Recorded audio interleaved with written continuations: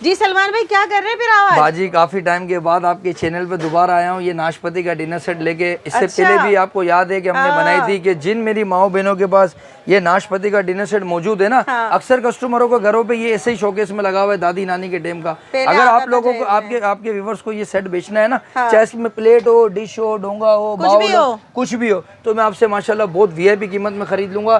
कराची वाले हज़रात मेहरबानी करके अगर जिनके पास ये मौजूद है वो इस नंबर पे मेरे कॉल करें, व्हाट्सअप करें कि सलमान भाई हमारे पास ये इतने पीस हैं, इतने हैं और हमें इतने में बेचने हैं।